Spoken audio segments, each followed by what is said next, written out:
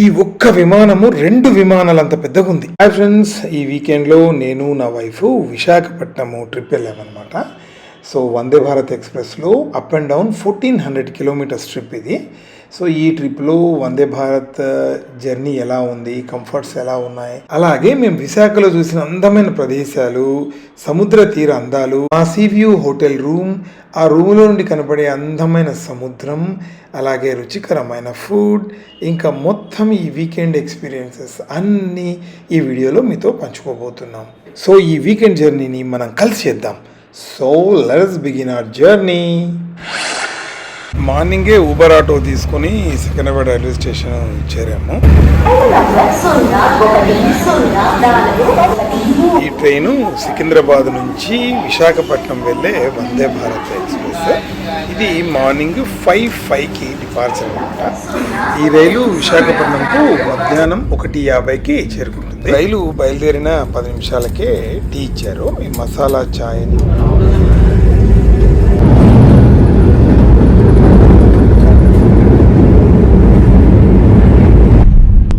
మా ట్రైన్కి first stop వచ్చేసింది వరంగల్.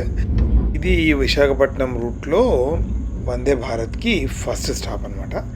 సికింద్రాబాద్ నుంచి 1.5 అవర్ జర్నీ చేసిన తర్వాత మేము వరంగల్ రీచ్ అయ్యాము. 6:36 AM.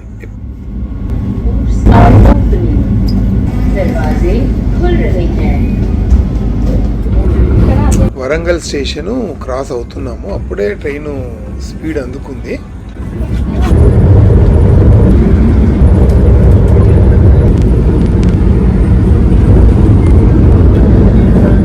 Beautiful lake railway track పక్కనే ఉంది. చాలా బ్యూటిఫుల్గా ఉంది, చాలా సీనిక్గా ఉంది.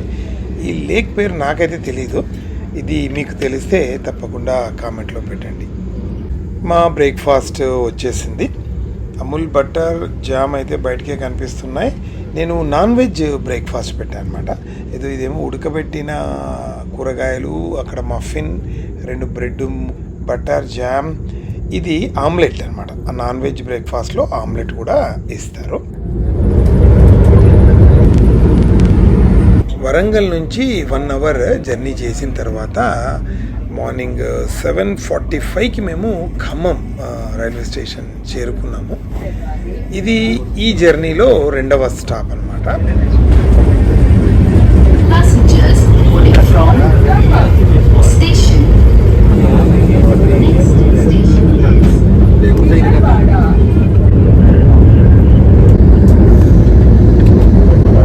వందే భారత్ ఎక్స్ప్రెస్లో యావరేజ్గా 120-130 km/h స్పీడ్ మెయింటైన్ చేస్తూ ఉన్నాడు.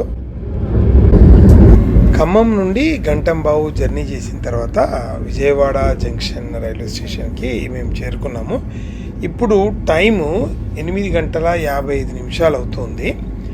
విజయవాడ స్టేషన్ నుంచి బయలుదేరాము.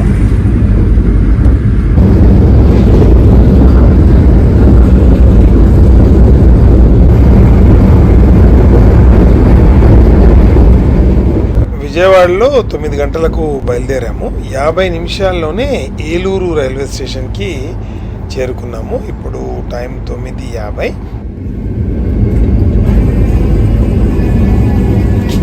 మా జర్నీలో ఏలూరు 4వ స్టాప్.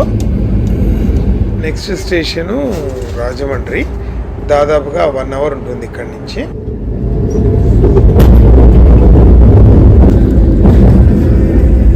ఇమ్మడోలు రైల్వే స్టేషన్ పక్కనే హైవే ఉంది. ఆ రోడ్లో చూడండి, ఆ స్కూటర్ ఆయన బైక్ జర్నీలో ఇలాంటి బ్యూటిఫుల్ అండ్ లైవ్లీ సీన్లు చూస్తూ జర్నీ చేయొచ్చు. మంచి మెమరీస్గా మిగిలిపోతాయి. మధ్యలో ఇలాంటి గ్రీన్ ఫీల్డ్స్, వెనక రోడ్డు, ఇలాంటివి అయితే నేను రియల్గా ఎంజాయ్ అలాట్.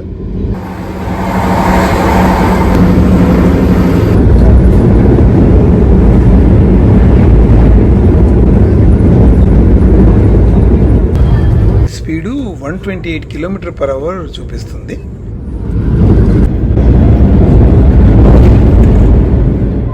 అదే స్పీడ్లో తాడేపల్లిగూడెం రైల్వే స్టేషన్ క్రాస్ చేసేసాము.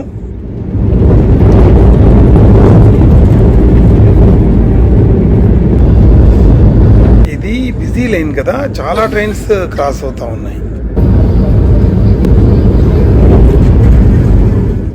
గోదావరి బ్రిడ్జి మీదకి ఎంటర్ అయ్యాము. గోదావరి మీద 3 బ్రిడ్జిలు కట్టున్నారు. ఇప్పుడు ఈ పక్కనే కనిపిస్తుంది చూడండి, అది ఫస్ట్ బ్రిడ్జ్ అనమాట. ఇది 1897లో కట్టిన బ్రిడ్జ్. దీన్నే హ్యావ్లాక్ బ్రిడ్జ్ అని కూడా అంటారు. సో ఇది ఇప్పుడు అబండన్ చేశారు. ఓన్లీ వాటర్ పైప్ లైన్లు దాని మీద తీసుకెళ్దాం అనేసి అలా అబండన్ చేశారు. అయితే ఆ దూరంగా కనిపిస్తుంది చూడండి, అది చాలా ఫేమస్ బ్రిడ్జ్. అది రైల్ కమ్ రోడ్ బ్రిడ్జ్ అంటారు. ఈ కింద ట్రైన్ పోతుంటుంది, ఆ పైన వెహికల్స్ అవి వెళ్తూ ఉంటాయి. ఈ రైల్ కమ్ రోడ్ బ్రిడ్జ్ దాదాపుగా 5 కిలోమీటర్లు ఉంటుంది. మనం వెళ్తున్న ఈ ట్రైన్ బ్రిడ్జే గోదావరి ఆర్క్ బ్రిడ్జ్. దీని లెంత్ దాదాపుగా 3 కిలోమీటర్లు. గోదావరి నది ఇక్కడ ఎంత వెడల్పుగా, ఎంత పెద్దగా ఉందో చూడండి. చాలా బ్యూటిఫుల్గా ఉంది అసలు ఈ సీను. తెలుగు సినిమాల్లో మెనీ సినిమాస్లో ఈ బ్రిడ్జెస్ అన్ని చూపిస్తూ ఉంటారు. గోదావరి నదిలోను, నది చుట్టుపక్కల ఆ పరిసర ప్రాంతాల్లోనూ ఎన్ని తెలుగు సినిమాలో తీశారు. గోదావరి మీద పాటలు కూడా చాలా చాలా బాగుంటాయి కదా. ఇది స్నానాల కోసము బాతింగ్ ఘాట్ ఎంత బాగా కట్టారు చూడండి. మొత్తానికి బ్యూటిఫుల్ గోదావరి నది దాటేసాము. ఇప్పుడు గోదావరి రైల్వే స్టేషన్ క్రాస్ అవుతా ఉన్నాము. ఇంకా నెక్స్ట్ స్టేషనే Rajahmundry station.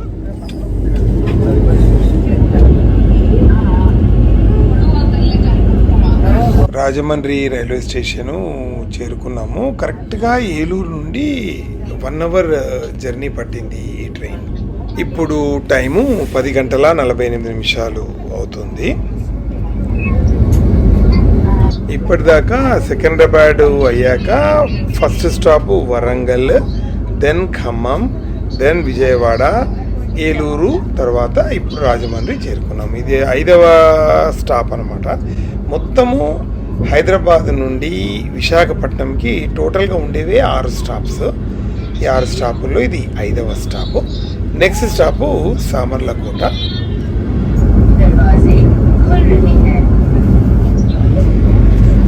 So Rajahmundry station నుండి ట్రైన్ బయలుదేరి ఇంకా నెక్స్ట్ స్టాపు సామర్లకోట్.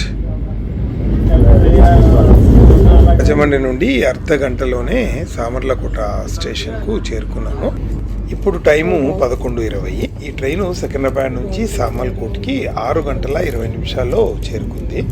అన్నవరంలోని సత్యనారాయణ స్వామి దర్శనానికి రావాలనుకుంటే, త్వరగా రావాలనుకుంటే, డే టైం రావాలనుకుంటే ఇది చాలా కన్వీనియంట్ ట్రైన్.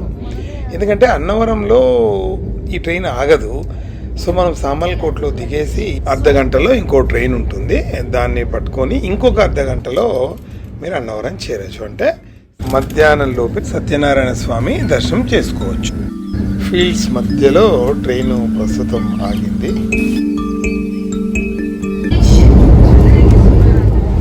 మా లంచ్ వచ్చేసింది. ఇది నాన్ వెజ్ ఆప్ట్ చేశాను.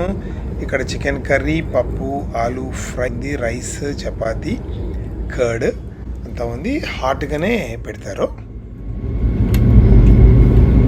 भारतीय रेल के साथ यात्रा करने के लिए आपका धन्यवाद. విశాఖపట్నము రైల్వే స్టేషను మేము చేరుకుంటున్నాము. సికింద్రాబాద్ నుంచి 8:45 జర్నీ టైం పట్టింది. ఈ ట్రైన్ 50కి చేరాల్సింది 1:40కే చేరింది. అంటే 10 నిమిషాల ముందుగానే చేరింది. ఇంకా ఊబర్ ఆటో తీసుకొని మా హోటల్కి బయలుదేరాము. So welcome to city of destiny Visakhapatnam. ఈ విశాఖపట్నం అంటూనే ఇది యొక్క నేచర్స్ బ్యూటీకి అండ్ మోడర్న్ డెవలప్మెంట్కి ఒక ఎగ్జాంపుల్ ఇవ్వచ్చు. చాలా బ్యూటిఫుల్ సిటీ. వైజాగ్ వస్తే ఇక్కడ బ్యూటిఫుల్ బీచెస్ ఉంటాయి, మంచి గ్రీన్ హిల్స్ అండ్ అద్దరిపోయే కోస్ట్ లైన్ ఉంటుంది. ఎన్నిసార్లు వైజాగ్ వచ్చినా కూడా మళ్ళీ రావాలనిపిస్తుంటుంది. నాకైతే బోర్ కొట్టదు. ఈ సిటీ యొక్క వైబే వేరు అసలు. ఇంకా #, వైజాగ్ అని రాస్తుంది. Really wonderful. మళ్ళీ నీట్గా మెయింటైన్ చేస్తున్నారు అసలు. సిటీ చాలా బాగా అనిపిస్తుంది. ఎదురుగా ఆర్కే బీచ్ కనిపిస్తుంది. And we reached hour hotel. And mid రేంజ్లో మంచి హోటల్ ఇది. అండ్ వచ్చేసి 4,000 నుంచి 6,000, 6,500 మధ్యలో ఉంటుంది. అంటే డిఫరెంట్ ఈ సీజన్ను బట్టి, రష్ను బట్టి అది. సో మంచి ఫెసిలిటీస్ ఉంది, పాష్గా ఉంది. ఇది 4-star హోటల్ అని ఈ యాప్లో అయితే మెన్షన్ చేస్తుంది. And just I'm going there. ఆ చైర్లో కూర్చొని అదొక ఫీల్ వేర్ అనమాట. అలా చూడడంలో అదో ఆనందం. అది ఎదురుగా మనకు బే ఆఫ్ బెంగాల్. లంచ్ ట్రైన్లోనే అయిపోయింది కాబట్టి ఇంకా కొంచెం ఫ్రెష్ అయిపోయి డైరెక్ట్గా బీచ్కి వెళ్ళిపోయాము.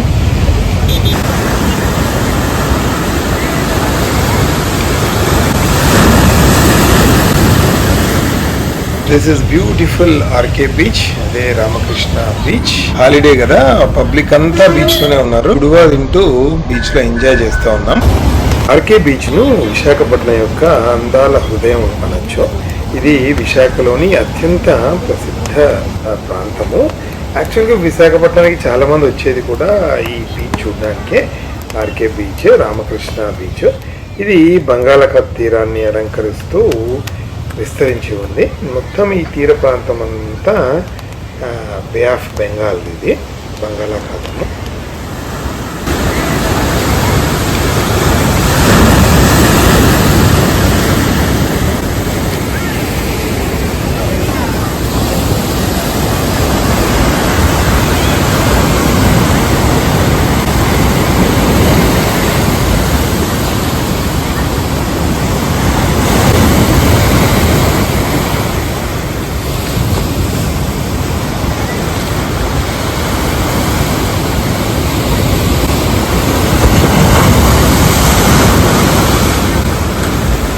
వైజాగ్లోని ఆర్కే బీచ్లో ఓన్లీ బీచే కాకుండా డిఫరెంట్ కైండ్ ఆఫ్ మ్యూజియంస్ కూడా ఉన్నాయి.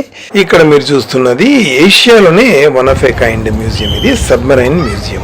ఇది ఒరిజినల్ సబ్మరైన్. పాకిస్తాన్ తో వార్ లో కూడా పార్టిసిపేట్ చేసింది. దీని పేరు ఐఎన్ఎస్ కురుసురా. ఇది కేవలం ఒక జలాంతర్గామి మాత్రమే కాదు, this is the pride of Indian navy. Submarine లోపలికి వచ్చాము. ఈ సబ్మెరైన్ రష్యాలో నిర్మించబడి 1969లో భారత నౌకాదళంలో చేరింది. 3 దశాబ్దాల పాటు సముద్రంలో అజేయంగా కాపలా కాస్తూ మన దేశాన్ని రక్షించింది. పాకిస్తాన్పై 1971లో జరిగిన యుద్ధంలో ఇది పార్టిసిపేట్ చేసింది. 2001లో దేశ సేవ నుంచి విరమణ చేసిన తర్వాత దీన్ని మ్యూజియంగా మార్చి ప్రజల ముందుకు తీసుకొచ్చారు. జనరల్గా ఒక సామాన్య మనిషి సబ్మరైన్ లోపల ఎలా ఉంటుందో అనేది చూడడం అన్నది జరగని పని. ఇప్పుడు ఎవరైనా సరే ఇది చూడొచ్చు. ఇది చూసిన తర్వాత మన నావికాదళం మన దేశ రక్షణ కోసం ఎంత కష్టపడుతుందో అన్నది తెలుసుకోవచ్చు. I salute Indian navy. Submarine లోపలికి వెళ్తేనే మనకు అసలు విషయము అర్థమవుతుంది. అక్కడ చిన్న చిన్న గదులు, ఇరుకైన మార్గాలు, పెద్ద పెద్ద మిషన్లు. ఒక్కొక్క స్టెప్ వేస్తుంటే మనకు ఒక విషయం అర్థమవుతుంది. మన సైన్యము, మన నావికులు ఎంత కష్టపడతారంటే అక్కడ ఆ ఇరుక్కున్న ప్లేసుల్లోనే, చిన్న చిన్న రూమ్లోనే అలాగే ఉండాలి, నెలల తరబడి ఉండాలి.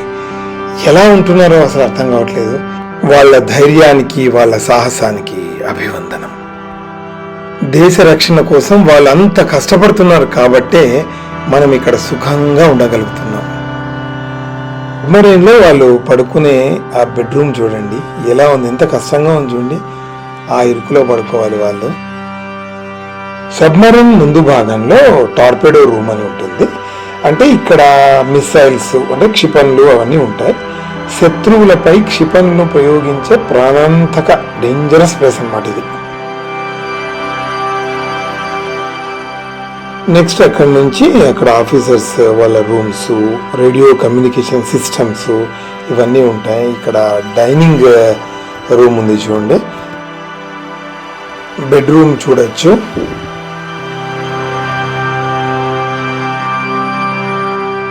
సబ్మరైన్లో పనిచేయడానికి టెర్రిఫిక్ డిసిప్లిన్ ఉండాలి. అండ్ ఫుల్ కాన్సన్ట్రేషన్ ఉండాలి అండ్ చాలా చాలా ధైర్యం చాలా అవసరం.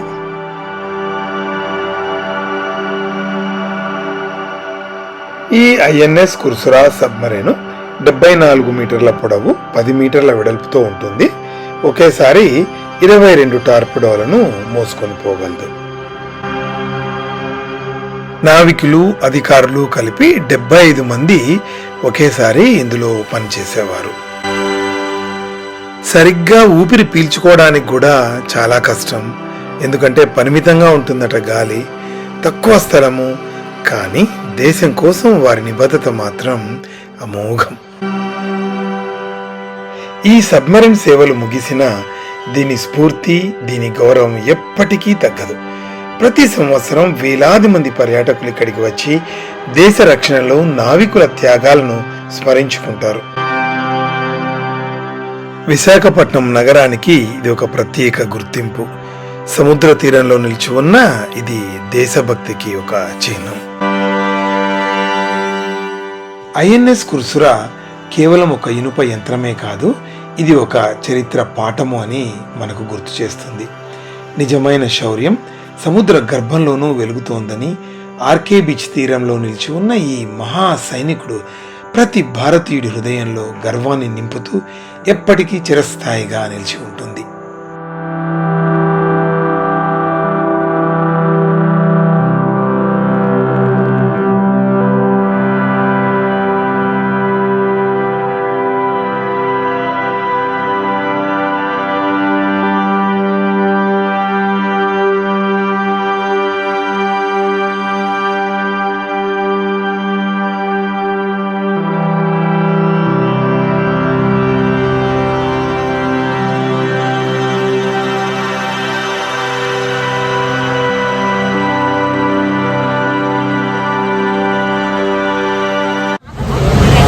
సబ్మరైన్ నుంచి బయటకు వచ్చేసాము.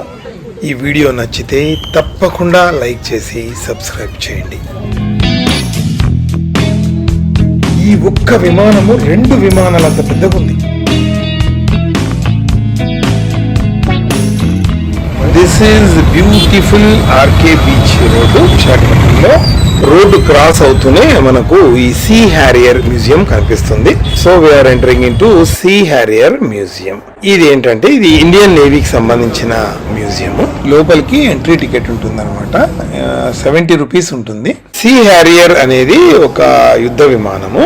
ఇది ఇండియన్ నేవీకి సంబంధించిన వార్ప్లేన్ అన్నమాట. దీని స్పెషాలిటీ ఏంటంటే ఇది vertical landing, vertical take off అవుతుంది. అంటే నిలువుగా ల్యాండింగ్, నిలువుగా టేక్ ఆఫ్ అన్నమాట. రన్వేతో మనకు పని లేదు. ఇంకా జస్ట్ షిప్ మీద అలాగే ఉండి అట్లాగే ఎగిరిపోద్ది బర్డ్ లాగా.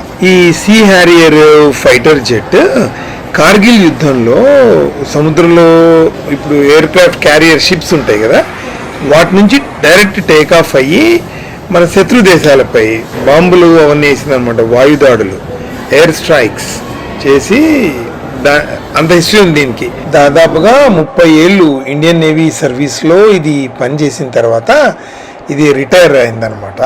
రిటైర్ చేశారు. సో ఇప్పుడు మనకు మ్యూజియంలో దీన్ని ఇక్కడ వైజాగ్లో పెట్టారు. ఇక్కడ మీరు చూస్తున్నది ఈ ఎయిర్ప్లేన్ యొక్క పైలట్ సీట్ అన్నమాట. ఇది ఎజెక్ట్ చేయొచ్చు. ఈ సీట్ని ఎమర్జెన్సీలో ఎజెక్ట్ చేస్తారు చూడండి, అదనమాట. ఇది ఎయిర్ క్రాఫ్ట్ యొక్క ఇంజిను, దాని ప్రొపెల్లర్స్ ఇవన్నీ కూడా ఇక్కడ డిస్ప్లే ఉన్నాయి. ఆర్డినరీ పీపుల్ ఇవన్నీ చూడడం అంత ఈజీ పని కాదు. ఇవన్నీ ఈ మ్యూజియంకి వస్తే ఇలాంటివన్నీ దగ్గరగా చూడొచ్చు.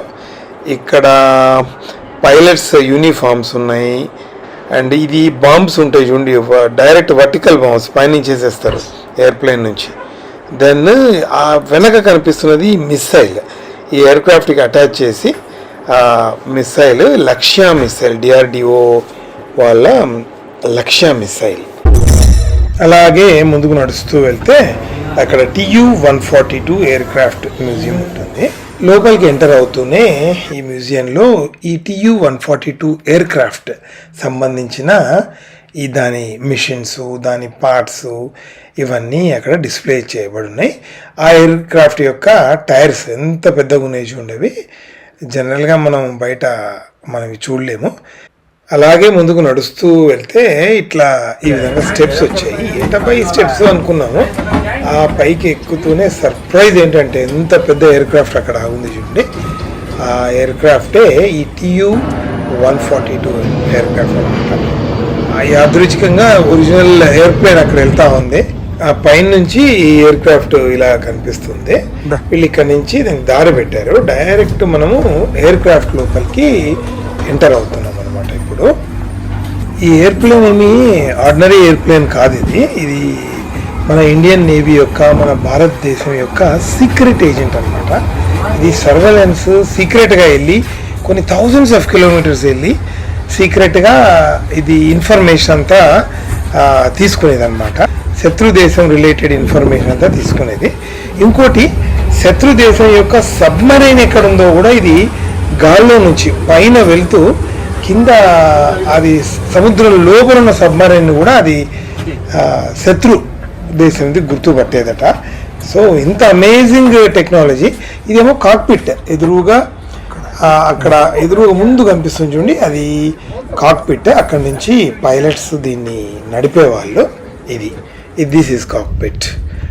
ఈ ఎయిర్ క్రాఫ్ట్ మొత్తం చూసిన తర్వాత ఇంకా స్టెప్స్ పెట్టారు కిందికి. ఎయిర్ క్రాఫ్ట్లో అటు సైడ్ ఎంటర్ అయ్యాం కదా, ఇప్పుడు ఇక్కడ నుంచి దిగుతున్నాము. అది ఎంత పెద్ద ఉందా అంటే అదో కింది నుంచి, ఇదంతా కింది నుంచి ఇలాగే నడుస్తూ వెళ్తున్నాము. సాధారణంగా ఎయిర్ క్రాఫ్ట్స్కి 2 సైడ్స్ వీల్స్ ఉంటాయి కదా, ఆ రెక్కలకు ఈ రెక్కలకు. ఇది మధ్యలో ఇక్కడ వీల్ ఉందా, ఆ దూరం కనిపిస్తుందా, అక్కడ ఒక వీలు, ఇక్కడ ఒక వీల్స్. అంటే మొత్తము అదే అంటే 2 ఎయిర్ క్రాఫ్ట్ల వెడల్పు ఉంది. ఇది నిజంగా చాలా పెద్ద ఎయిర్ క్రాఫ్ట్. ఇది కూడా లాంగ్ షాట్ లో ఈ విధంగా కనిపిస్తుంది.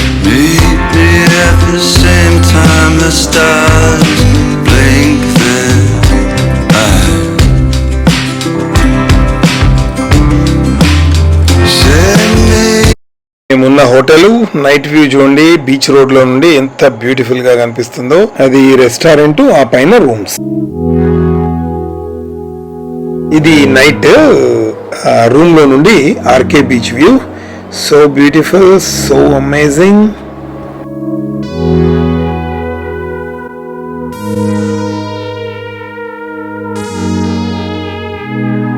ఇది నెక్స్ట్ మార్నింగ్ అనమాట.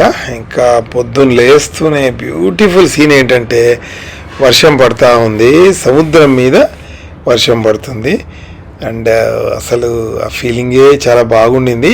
మార్నింగ్ వెళ్దాం అనుకున్నాము మళ్ళీ బీచ్కి, కానీ ఇక నిన్నంతా చాలా స్పెండ్ చేసాం టైం ఇక్కడ.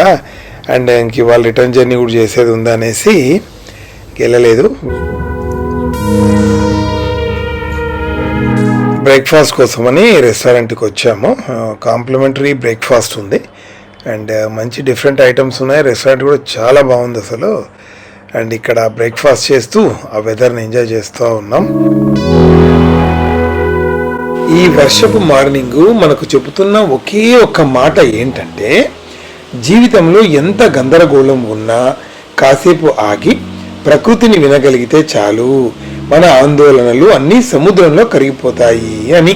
మంచి మాటలు కదా, ఎక్కడో చదివాను. ఇది మేమున్న రూమ్ వెనక అద్దాలు నేను కనిపిస్తున్నాను. మంచిగా ఇక్కడ చిన్న సిట్అవుట్, బ్యూటిఫుల్ బెడ్ అండ్ మంచి రూమ్ ఉంది. ఇది ఏసీ, అన్నీ బాగున్నాయి. మిడ్ రేంజ్లో వండర్ఫుల్ హోటల్ ఇది. ఇంకా కిందకు వచ్చేసి హోటల్ లాంజ్లో కూర్చున్నాము. యాక్చువల్గా we're waiting for Uber auto.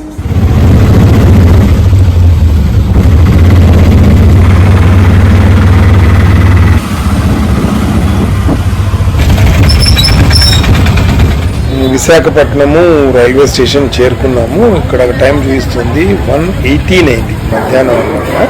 మా ట్రైన్ ఏమో 2:30కి ఉంది. సో లోపలికి కొంచెం 1 అవర్ 1 అవర్ కన్నా ముందే వచ్చేసాము స్టేషన్లోకి. ఎంటరింగ్ విశాఖపట్నం రైల్వే స్టేషన్లో ప్రస్తుతం 8 ప్లాట్ఫామ్స్ ఉన్నాయి. 14 ప్లాట్ఫామ్స్ ఎక్స్టెన్షన్కి వర్క్ జరుగుతూ ఉంది. మేము వెళ్ళవలసిన వందే భారత్ ఎక్స్ప్రెస్ ప్లాట్ఫామ్ మీదకి వచ్చేసింది. ఇది యాక్చువల్గా నిన్న కూడా ఇదే ట్రైన్లో వచ్చాము మేము.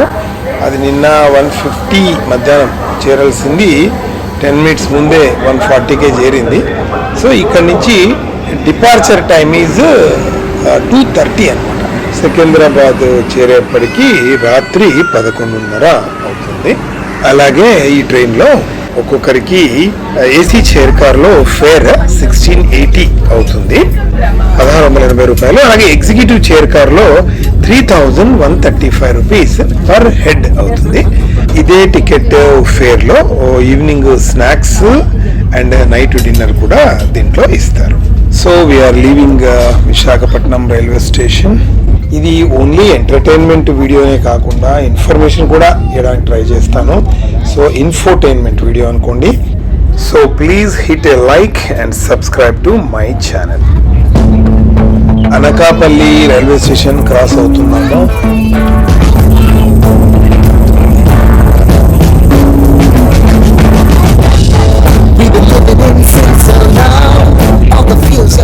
మా ఈవినింగ్ స్నాక్స్ వచ్చేసాయి. సమోసా, మిక్స్చర్, ఒక కుకీ, ఒక జ్యూస్, టీ కూడా ఇస్తారు.